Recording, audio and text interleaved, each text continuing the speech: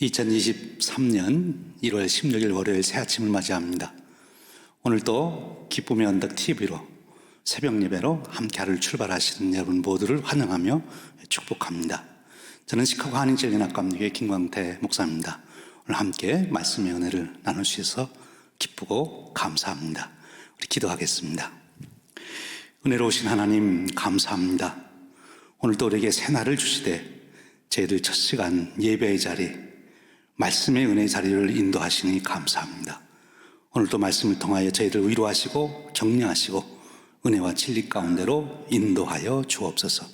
그리하여 오늘도 하나님의 거룩하신 은혜 가운데 승리케 하시고 주신 사명 넉넉히 감당하게 하시고 오늘도 하나님의 사랑의 축복의 통로로 저희 살아가도록 이끌어 주옵소서. 우리 주님 예수 그리스도의 이름으로 기도하옵나이다. 아멘. 오늘 함께 나눌 은혜의 말씀은 빌립보서 1장 12절에서 22절 말씀입니다.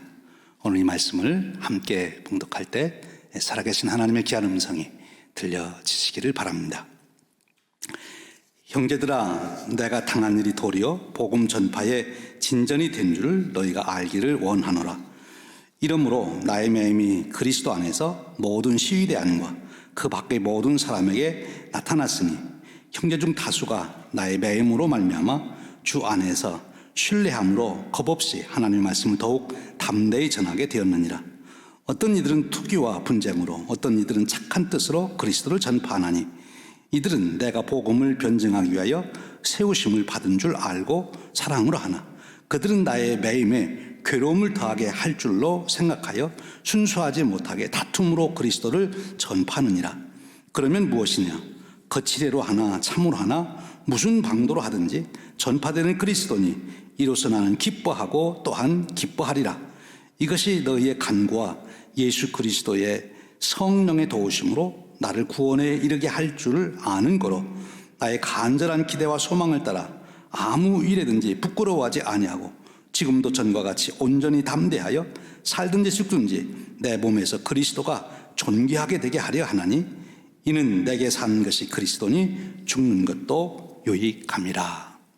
이 말씀은 오늘 우리에게 주시는 하나님의 은혜의 말씀입니다. 아멘.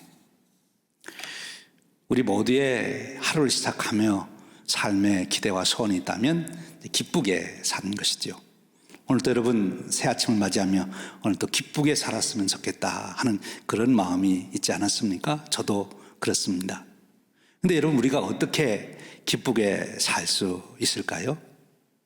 이 세상 사람들은 기쁘려면 기쁨의 조건이 필요하다 이렇게 생각하지요.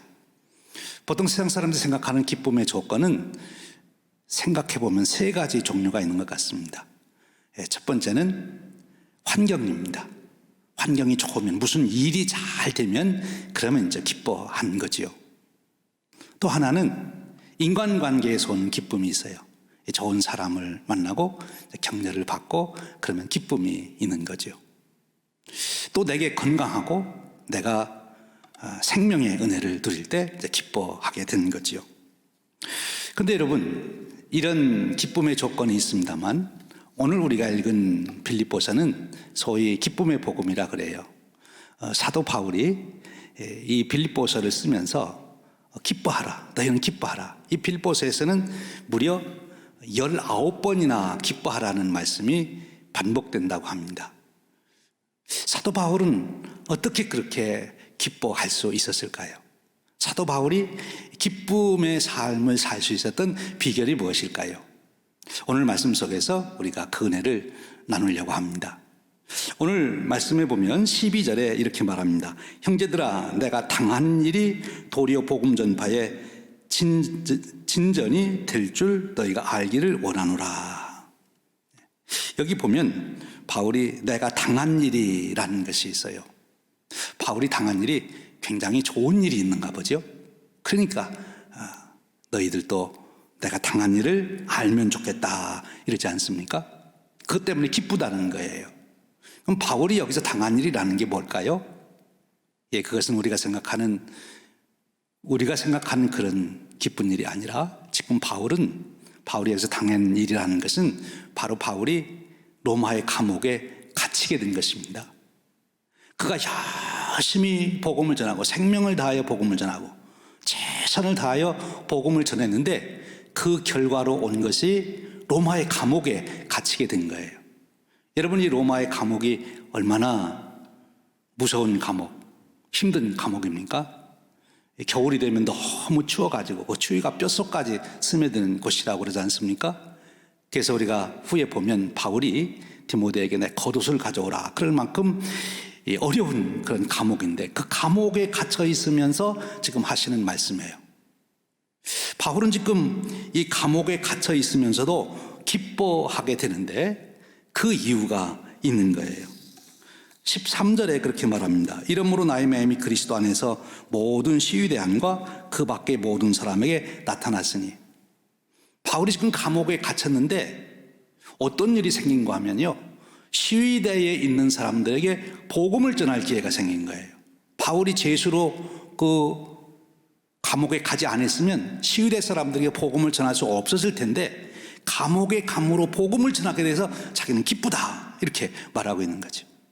그러니까 지금 바울은 자기의 환경, 감옥이냐 아니면 편안한 집에 있느냐 이것이 문제가 아니고 바울은 지금 복음을 전하고 있느냐 못하고 있느냐.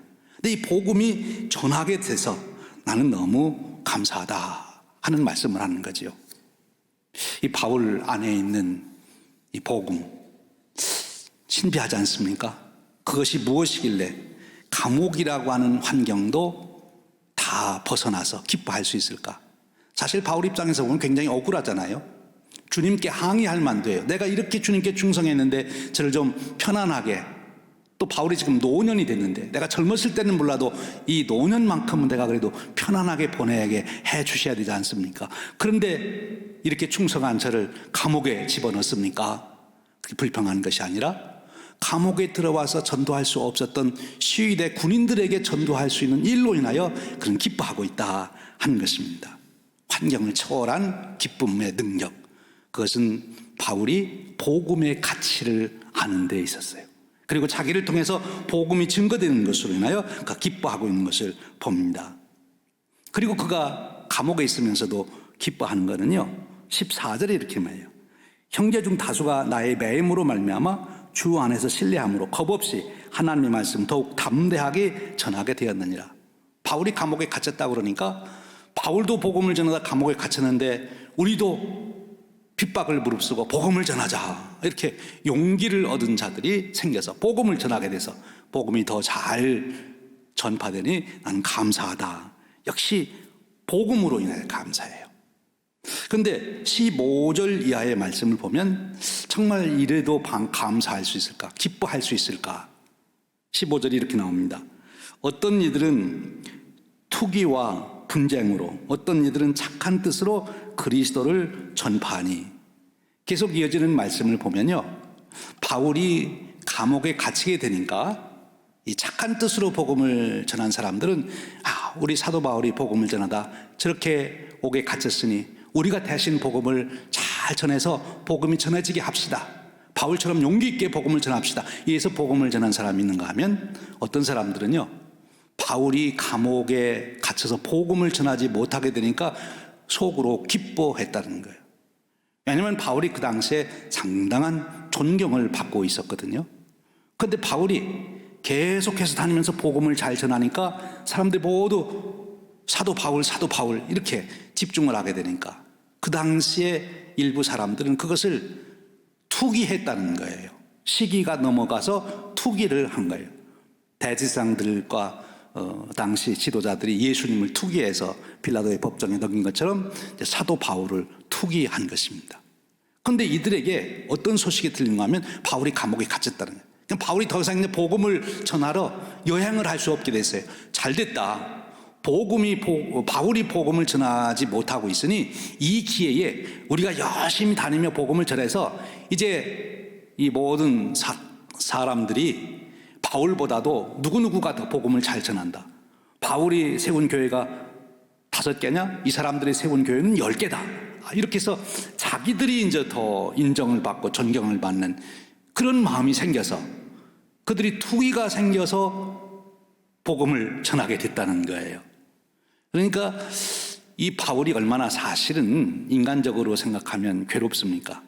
자기를 존경하고 높여도 힘든 일인데 바울을 사도로 인정도 안 하고, 바울을 봐라, 바울이 언제 예수님 따라다녔냐, 언제 예수님께 하루라도 말씀을 들은 적이 있느냐, 그런데 우리는 이와 같이 했다 하면서 바울을 사도로 인정도 안 하면서 투기가 난 그 사람들이 또 그런 투기심에 의해서 지금 복음을 전하고 있다는 거죠.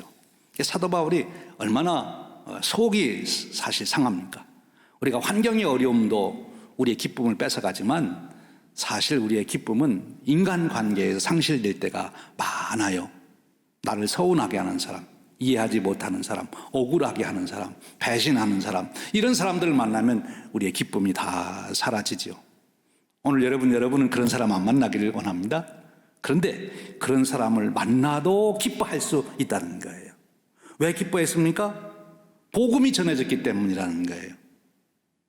시기심이 나서, 투기가 나서 복음을 열심히 전해서 전파되는 그런 것은 그리스도니 나는 그 일로 인하여 기뻐하고 기뻐하노라. 기뻐하고 기뻐하노라. 전파되는 것은 그리스도니 나는 기뻐하고 기뻐하노라. 여기에 비밀이 있습니다. 이것이 진정한 그리스도인의 삶이죠. 그리스도, 복음, 이것이 얼마나 보배스러운 것인지를 사도 바울은 알기에, 그 가치를 알기에, 바로 그것이 이루어진다면 나는 기쁘다 이렇게 고백하고 있는 거지요. 근데 여러분, 계속 말씀을 읽어가 보면 사도 바울은 정말 세상 사람으로서는 기뻐할 수 없는 일을 당해서도 기뻐하고 있어요.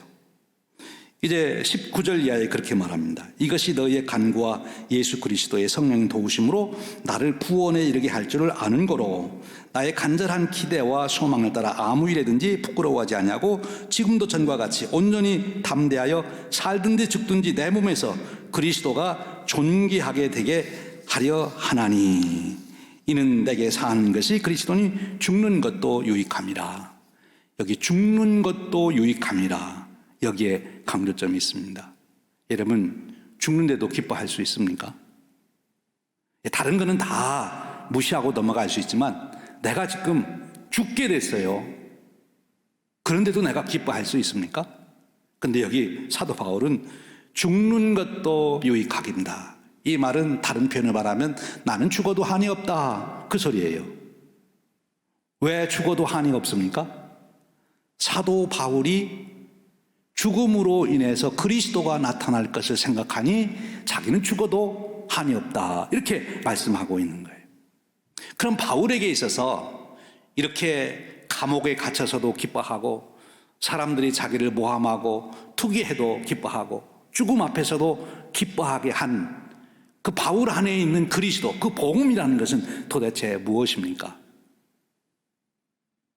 이 비밀, 이 놀라운 진리를 오늘도 우리가 함께 경험되기를 원합니다. 여러분, 바울 안에 있으신 분이 누굽니까? 그리스도입니다. 그리스도가 어떤 분이십니까? 내가 감옥에 있을지라도 바울이 기뻐할 수 있었던 것은 거기에 주님이 함께 하셨기 때문에 그래요. 바울은 주위 환경 이런 걸 보지 않고 지금 주님이 나와 동행하고만 계시면 그곳이 어디든지 나에게는 기쁨이 충만합니다. 주님과의 교제 속에서 기쁨을 드리는 거죠. 내 주위에 아무리 나를 모함하고 투기하고 힘들게 하는 사람도 있을지라도 바울은 기뻐. 왜? 주님이 나와 함께하고 계시니까. 주님은 그 많은 사람들 중에 함께 바울과 계셔서 바울을 지켜보고 계시니까. 다른 사람들이 아니라 그리스도가 나와 함께 동행하기 때문에 자기를 모함하는 사람들 중에서 기뻐할 수 있었던 거예요. 바울은 죽음 앞에서도 지금 기뻐하고 있습니다. 왜요? 부활하신 주님께서 그 죽음의 과정에 함께 하시기 때문에 그런 거예요. 바울이 깨달은 예수 그리스도, 바울이 동행하는 예수 그리스도, 바울 사도가 예배하고 전파하길 원하는 그 예수 그리스도, 그분은 하나님이십니다. 우리와 함께 하신 하나님, 우리와 동행하신 하나님. 사망의 권세를 이기시고 부활하신 하나님, 그 주님이 바울 안에 있기 때문에 바울은 자기를 통해서 그 주님이 드러나는 것만으로 너무 기쁘고 감사했다는 거죠. 이것이 그리스도인의 삶이에요. 사랑하는 여러분, 오늘 또 주님께서 우리와 함께 하시기 때문에 어떤 환경 속에서도 기뻐하시는 능력이 나타나기를 축원드립니다. 오늘 주님께서 나와 동행하시기 때문에 내가 어떤 사람들을 만나더라도 그것을 다 극복할 수 있는 기쁨이 저와 여러분에게 충만하시길 바랍니다. 심지어 우리가 죽음 앞에서도 부활의 주님을 바라보며 동행하며 그 기쁨을 얻을 수 있기를 바랍니다.